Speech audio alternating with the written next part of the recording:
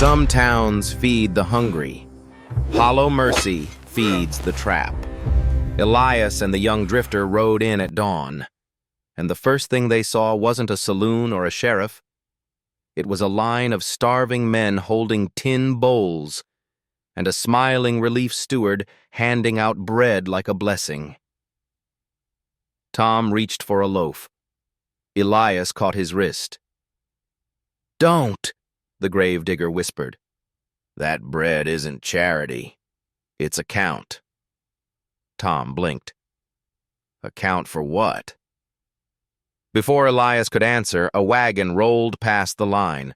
Canvas sides, clean wheels, too quiet. A small lead seal dangled from its latch, stamped with a crescent-bite, the same mark that had chased them across towns. Then a boy slipped out from behind the wagons, face smeared with flour and fear. He grabbed Tom's sleeve and hissed, barely breathing, "Don't take the bread, and don't look inside the flour barrels." A bell rang once from the chapel. The line went silent. And on the far porch, the relief steward's smile hardened as his eyes landed on Elias's shovel. "Morning," he called warmly, too warmly. "We've been expecting that tool." The steward stepped down like a man who'd practiced friendliness in a mirror. He wore a neat coat that didn't match the dust, and gloves that didn't match the work. He held a ledger board, not a gun, and somehow it felt more dangerous. "Name's Steward Cale Marin," he said, voice smooth enough to slide under a door. "Hollow Mercy Relief." His gaze stayed on the shovel a second too long. "We keep people alive here." Tom kept his face still. "We're just passing through." Marin smiled, but his eyes measured. "Passing through is expensive," he replied, "but mercy is cheap, if you sign for it." He tapped the board. "Names, 2 marks, then you eat." Elias didn't move. "We don't sign." Marin's smile softened into something patient. "Of course you do," he said gently. "Everyone does. Some towns take coins." He nodded toward the wagons. "We take order." Behind him, men with armbands drifted closer. Not deputies, not soldiers. Helpers with batons under their coats and rope tucked into their belts like it belonged there. Tom glanced at the line again. He saw a woman with hollow cheeks clutching a toddler. He saw an old miner shaking so badly he could barely hold a bowl. He saw fear disguised as hunger. And he saw the seal again on the wagon latch, lead stamped with the crescent-bite. Elias followed Tom's gaze and spoke low. "That seal isn't for flour," he murmured. "It's for silence." Marin heard the tone, not the words. His smile never left, but his shoulders tightened.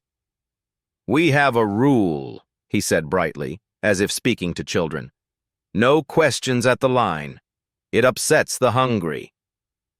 Elias finally looked at him. "Hungry men aren't upset by questions," Elias said. "They're upset by lies." A breath passed through the crowd. The line shifted, restless. A few people looked up like they'd forgotten they were allowed to. Marin's voice stayed warm, but it gained an edge. "Mr. he prompted, pencil poised. Elias didn't give him a name. "We'll pay for food," Elias said. "And leave." Marin's smile sharpened. "Food is free," he replied. "Leaving is not." Then the chapel bell rang again, 2 slow tolls, like a signal. Men behind the wagons started moving with sudden purpose, guiding the line forward faster, pressing loaves into hands, whispering instructions. It was charity as choreography. Tom leaned in close to Elias. "We should back out now." Elias's eyes flicked to the boy with flour on his face. The boy had vanished, swallowed by wagons and bodies. Elias's voice was barely air. Not yet, he said. They want our backs. Marin stepped closer, close enough that his kindness could be heard only by them. You see the line? He murmured. That's Mercy. You see the shovel? His eyes glinted. That's trouble. We don't like trouble here. Tom's hand drifted toward his rifle.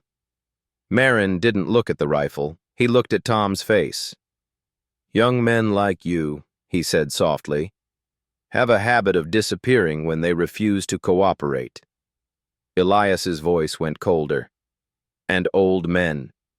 Marin's smile returned. Old men get offered work suited to their talents. He nodded at the shovel. We have ground that needs turning. Elias held his gaze for a long beat. Then he gave the smallest nod as if agreeing. Fine, Elias said. Food. A place to rest. Then we go. Marin's smile widened like a door opening. That's the spirit, he said. Hollow mercy welcomes the reasonable. They were led to a bunkhouse behind the chapel, a long building that smelled of sweat and boiled grain. The windows were high and the doors were thick, not a shelter, a pen. Inside, men lay on cots staring at nothing. Some wore the crescent brand on their forearm, fresh and angry. Others had bandages where the brand used to be, as if it had been earned and then hidden. Tom's stomach tightened. They brand people here, too. Elias didn't answer. He was watching the floor, watching how clean the boards were near the back wall, like heavy barrels got dragged there often. A thin man on a cot turned his head and whispered, Don't eat the whole loaf. Tom froze. Why? The man's lips barely moved. If you finish it, they move you tonight, he breathed. They count the hungry. They load the quiet. Before Tom could respond, the bunkhouse door opened and Marin stepped in with 2 helpers. His voice was cheerful. Good news, he announced. We have work. He pointed at Elias. You. The Gravedigger. Then he pointed at Tom. And you, the strong one. Come. Elias stood without haste. Tom followed, jaw tight. They were taken behind the chapel to a yard where flour barrels stood stacked like a wall, dozens of them, all stamped with relief markings. Wagons waited nearby, canvas pulled tight, sealed with lead. Marin's smile never left. We dig a waste pit, he said. Ash, spoiled grain, sickness. It keeps the town clean. Elias looked at the ground. The earth there was darker, packed harder, worked too often. How big? Elias asked. Marin's eyes gleamed. Big enough to swallow what needs swallowing, he replied. Tom felt something twist in his chest. Why does Relief need a pit? Marin's smile tightened. Because Mercy leaves leftovers, he said. Now, dig. 2 helpers stepped behind Tom and tapped his ribs with batons, not hard, but instructive. Elias took his shovel and planted it in the earth. And for a moment, Hollow Mercy looked like a normal town again. An old man digging, a young man watching, wagons waiting, smoke rising from cooking fires. Then the chapel bell rang. 3 quick tolls. The whole yard shifted. The helpers stopped pretending. One of them stepped behind Tom and pressed something cold into the small of his back. A short-barreled pistol, quiet and final. Stay still, the helper whispered. Tom's breath hitched. He started to turn. Elias's voice cut low. Don't, he murmured without looking up. Let it happen. Tom froze, fury burning behind his eyes. Elias! Elias drove the shovel in again, steady. Elias scraped away dirt with careful patience, like he was uncovering a truth he already expected. His fingers found iron, small, curved. A shackle clasp, then another. His shovel loosened more soil, and something pale showed under the dark earth. Not bone exposed, not horror for spectacle, just the unmistakable shape of wrists that had been bound too tight for too long. Tom's stomach went cold. Elias. Marin's smile vanished for the first time. It returned quickly, but thinner. Old restraints, he said. People bring trash here. Sad, isn't it? Elias lifted something from the soil. A small lead seal, crescent bit stamped clean, identical to the wagon latch seals. He held it up without standing. Trash doesn't get sealed, Elias said. The yard went silent. Even the wagons seemed to hold their breath. Marin stared at the seal in Elias's palm, then smiled again, slowly, like a man realizing the conversation had ended. You were told not to ask questions, Marin said softly. Elias finally stood, dirt on his hands, eyes flat. I didn't ask, he replied. The ground answered. Marin sighed like a disappointed priest. Then we do this the hard way, he said. He snapped his fingers. Two helpers grabbed Tom's arms from behind and yanked them back. A third came in with a rope, looping it fast. Tom fought hard, elbowing, twisting, but the pistol at his back turned into a shove, and his knees hit the dirt. Elias moved one step. Marin lifted his hand. Don't, he warned, or the young one becomes the next barrel. Tom's head snapped up. Barrel. Marin's smile was gentle again. Flour doesn't travel well, he said, but people do, if they're quiet.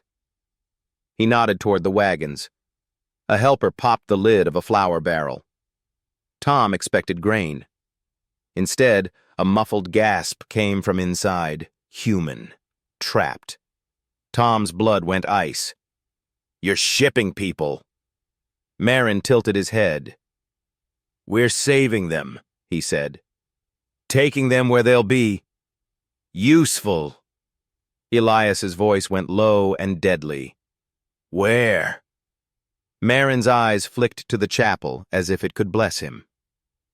A place that doesn't ask questions, he replied. A place that likes shovels. Then he leaned in, voice dropping to a whisper meant to cut. We got a message after Ash Barrow. 2 words. Elias didn't blink. Bring the shovel. Marin's smile widened. Yes, he said softly. So we did. He turned and spoke to his men, bright as morning. Load the young one. Tom surged, rage exploding. He slammed his head backward into the man behind him. The man grunted. Tom twisted, nearly free. A baton cracked across Tom's shoulder. Not crippling, just stunning. Tom staggered, seeing sparks. Elias moved. Not toward Marin. Toward the barrels. Elias slammed the shovel blade into the barrel lid hinge, ripping it open. A young woman inside, bound, terrified, tumbled out into dust, coughing. The yard erupted into chaos. Marin shouted, Stop him! Men rushed Elias with batons and rope. Elias didn't swing like a killer. He swung like a door in a storm, wide, heavy, controlling space. He grabbed the pistol hand wrist and twisted until the gun fell into dirt. Tom kicked it away. Marin backed toward the wagons, eyes wide now, still trying to keep his face calm for the watching town. The chapel bell rang again, fast, frantic. That bell wasn't charity. It was alarm. Doors opened. More helpers poured in from alleys. The line at the bread station broke, people scattering, some running, some too hungry to understand what they'd just seen. Elias leaned close to Tom, voice sharp. "They'll herd you to the wagons," he rasped. "Don't let them separate you." Tom nodded, breath hard. "How do we get out?" Elias's eyes flicked to the flour barrels stacked like a wall. "We make them blind," he said. A man rushed Tom with a baton. Tom ducked, grabbed the barrel beside him, and shoved with all his weight. The barrel rolled, slammed into another, then another, dominoes of wood and iron hoops. The stack shifted, groaned, and collapsed. Flour exploded into the air like white smoke. The yard vanished in a cloud. Men shouted, coughing, eyes burning. Boots stumbled. Orders turned into panic. Elias moved through the flour cloud like he was born in fog. He grabbed Tom's sleeve and hauled him toward the wagon line. Marin's voice cut through the chaos. "Don't let them reach the wagons!" Elias reached the nearest wagon and yanked at the latch. The lead seal with the crescent-bite swung there like a taunt. Tom saw it and snarled. He raised his rifle and fired once, not into a person, into the latch mechanism. Metal snapped. The wagon door swung open. Inside were 2 barrels, and a human hand pressed against wood from within, shaking. Tom's chest tightened. "No." Elias grabbed an axe from the wagon's tool rack and smashed the first barrel lid. A man inside tumbled out, gasping, wrists raw from restraints. Elias shoved him away. "Run," Elias ordered. "Don't look back." Tom cracked the second barrel. A boy, maybe 16, spilled out, trembling, eyes huge with fear. Flour stuck to his face like ghost paint. Tom grabbed the kid's shoulder. "Move!" Tom hissed. "Now!" Shots cracked somewhere in the flour cloud. Wild, scared firing. Splinters snapped off wagon boards. People screamed. Elias pulled Tom down behind the wagon wheel. "They'll shoot at shapes," Elias warned. "Stay low." Tom's eyes found Marin through the thinning flour. Marin stood on a wagon step, pistol raised, screaming directions like he could talk the panic into obedience. Tom lifted his rifle, steady now, trained. He aimed at Marin's hand, not his head. Elias's voice cut in, hard. "No." Tom's jaw clenched. "He's the one doing this." Elias's eyes were iron. "He's not the hand," Elias said.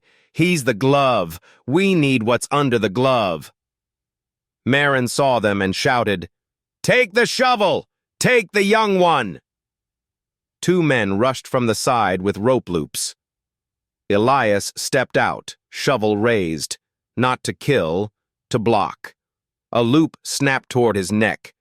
Elias slammed the shovel handle up, catching the rope and jerking it sideways, yanking the roper off balance. The man hit the ground hard, winded. Tom fired once into the dirt at the feet of the second roper, kicking dust into his face, forcing him to flinch and stumble back. Elias grabbed Tom. "The chapel!" he snapped. "He's using it." They sprinted through the chaos toward the chapel's back door. The bell was still ringing, someone inside pulling it like a lever. They burst into the chapel. Inside, it wasn't holy. It was organized. Rows of relief supplies lined the walls. Blankets, sacks, crates, each stamped with the crescent-bite seal. And at the front, behind the pulpit, a trapdoor stood open. A man was yanking a rope tied to the bell mechanism, pulling in signals like a telegraph without wires. He froze when he saw them. Elias's voice was calm and lethal. "Close it," he said. The man bolted for the trapdoor. Tom lunged, grabbed his coat, and yanked him back. The man swung wildly. Tom ducked, drove his shoulder into the man's chest, and slammed him into the pews. Elias stepped to the trapdoor and looked down. A tunnel. Wooden steps, cool air rising like a breath. Tom's voice came tight. "That's where they move them." Elias nodded once. "That's where the line ends," he said. Boots thundered outside. Marin's men were coming. Elias grabbed a lantern from the altar rail and hurled it down the trap stairs. Glass shattered. Flame flared, brief, bright, then smoke. Not to burn people, to choke the tunnel with confusion. Elias slammed the trapdoor halfway, leaving a narrow gap, just enough to see, not enough to rush through. He turned to Tom. "When they come in, you go down," Elias said. Tom stared. "You're not coming?" Elias's mouth tightened. "I'm coming," he said. "But you move first." The chapel door exploded inward. Men surged in with batons and pistols, coughing flour, eyes wild. Marin entered behind them, face pale now, smile gone. "You can't do this," he hissed. "This is mercy." Elias's voice cut clean. "Mercy doesn't need barrels," he said. Marin's eyes flicked to the trap door. "Stop them!" A baton swung at Elias's head. Elias ducked and slammed the shovel flat into the attacker's chest, sending him crashing into a pew. Another man raised a pistol. Tom fired once into the ceiling beam above him. Splinters rained. The man flinched and ducked. That flinch was everything. Tom dropped through the trapdoor gap, sliding down the steps into smoke. Elias shoved the trapdoor shut behind him and planted the shovel across it like a bar. Men slammed into the door from above. Elias braced, coughing as smoke rose. "Move!" he shouted down, voice rough. "Don't stop!"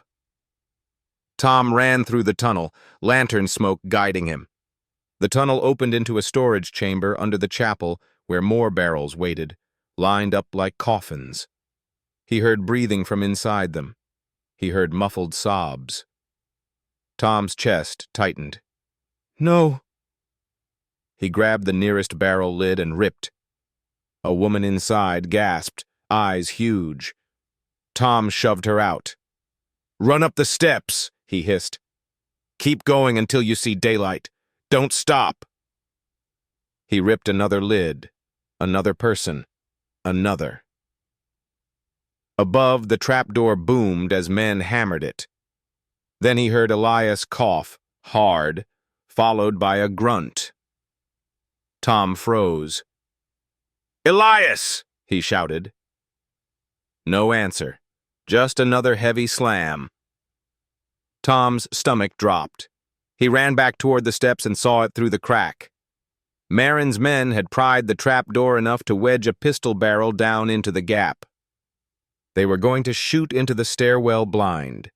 Tom grabbed a sack of flour from the storage stack and hurled it up through the crack. It burst in a white cloud, exploding into their faces. Shouting, coughing, chaos. Tom surged up the stairs, ramming the trapdoor from below with his shoulder. He burst into the chapel just as a man stumbled back, rubbing his eyes. Elias was still standing, shovel braced, breathing hard, two men trying to wrench it away. Marin saw Tom reappear and his face twisted. "Put him in the tunnel!" Marin screamed. "Now!" Two helpers lunged for Tom. Tom ducked, grabbed a pew end and shoved hard. The pew scraped, slammed into knees, tripping one man. Tom pivoted and drove his elbow into the other's shoulder, ripping him off balance. Elias slammed the shovel handle into the first man's wrist. A baton clattered away. The chapel became a storm of bodies, wood, smoke, and white flour dust. Not a gunfight, a fight for space. Marin backed toward the door, trying to retreat, to regain control outside where he had numbers. Elias saw it and moved with sudden purpose. He crossed the chapel fast, not running like a young man, running like a man who knows time is a debt. He planted the shovel blade into the floorboards in front of Marin's boots. The blade stuck. Marin froze, staring down at it like it was a gravestone with his name already carved.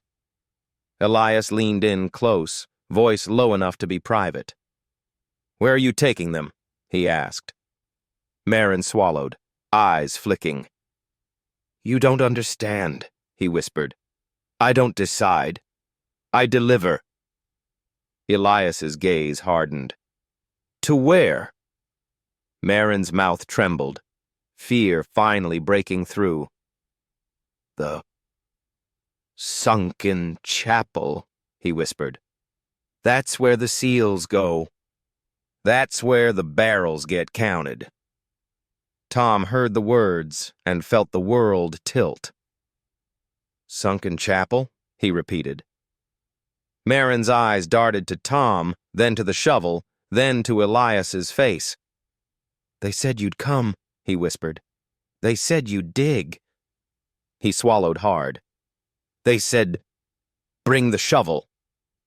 Elias's jaw tightened. "Who said?" Marin's lips barely moved. "I never saw his face," he breathed. "Only his men. Only the mark. Only the—" A gunshot cracked from outside the chapel. Not close enough to hit them. Close enough to shut Marin's mouth. Marin flinched like he'd been slapped. His eyes went wide and he stumbled back. Another shot cracked, this one smashing the chapel window behind them, sending glass tinkling down like cold rain. Men outside were firing, controlled, not panicked, not Marin's helpers. Different boots, different rhythm. Elias's voice went low. "They're here," he murmured. Marin's face drained of color. "No," he whispered. "I did everything." A third shot cracked, and a lead seal with the crescent-bite stamp clinked onto the chapel steps outside, tossed like a calling card. Elias stared at it. Tom's voice went thin. "They're not just watching us anymore." Elias's gaze stayed steady. "They're steering us," he said. Outside, chaos spread. People running from the breadline, freed prisoners stumbling out of barrels, flour cloud drifting through the yard like fog. Marin's men didn't know who to obey now. Elias grabbed Tom's sleeve. "We leave," he said. Tom's eyes flashed. "And Marin?" Elias glanced at Marin, a trembling man with clean gloves and dirty hands. "He'll be handled by the truth he tried to bury," Elias said. They sprinted out the chapel side door into the yard. The flour haze had thinned, revealing open wagon doors and broken seals. Freed people ran in every direction, some toward the road, some toward the hills. Shots cracked from the far ridge. Warning shots, controlling shots, pushing the crowd away from a specific path, like a shepherd's gun. Elias saw it and jerked Tom behind a wagon wheel. "Heads down!" he snapped. Tom peered through spokes and saw silhouettes at distance, riders, not helpers, posted like sentries. They weren't trying to kill Elias and Tom. They were trying to make sure they survived and moved the way they wanted. Tom's voice shook with anger. "Why would they let us live?" Elias's answer was cold. "Because the trap isn't here," he said. "It's where they're sending us."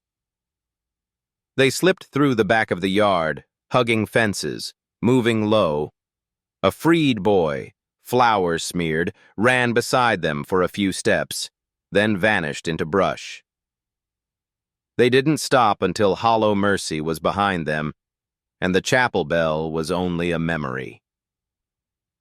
On a ridge overlooking the town, Elias finally paused, breathing hard. Tom looked at him and saw what he'd been trying not to see. Elias's shoulders sagging for half a second, the cost of every fight adding up. Tom's voice tightened. You okay? Elias didn't lie. He didn't confess either. I'm still walking, he said. Tom stared back toward Hollow Mercy, toward the wagons, the barrels, the bread line. We saved some, Tom said. Elias nodded once. Enough to make someone angry, he replied. Tom's jaw clenched. Sunken Chapel, he said. That's where this goes. Elias reached into his pocket and pulled out one of the crescent-bite lead seals he'd snagged from a broken latch. He held it in his palm like proof and poison. Then they saw it. A fresh stake in the trail ahead. Cloth tied tight. Not a coin this time. A small bell clapper, black metal, hung from it like a warning, and beneath it, a scrap of paper in clean ink. You opened the wrong barrel. Tom's voice went quiet. They're talking to us. Elias's gaze didn't move. They've been talking, he said. We just started listening. Tom swallowed, anger and fear mixing like heat and smoke. What do we do now? Elias lifted the shovel, the handle dark against the sky. We go where they want, he said, and we dig where they don't. And now here's the question for you. Because Hollow Mercy just proved the mark can hide behind kindness and still move people like cargo. If someone offered you bread with one hand and sealed a barrel with the other, would you still trust a town that calls itself Mercy?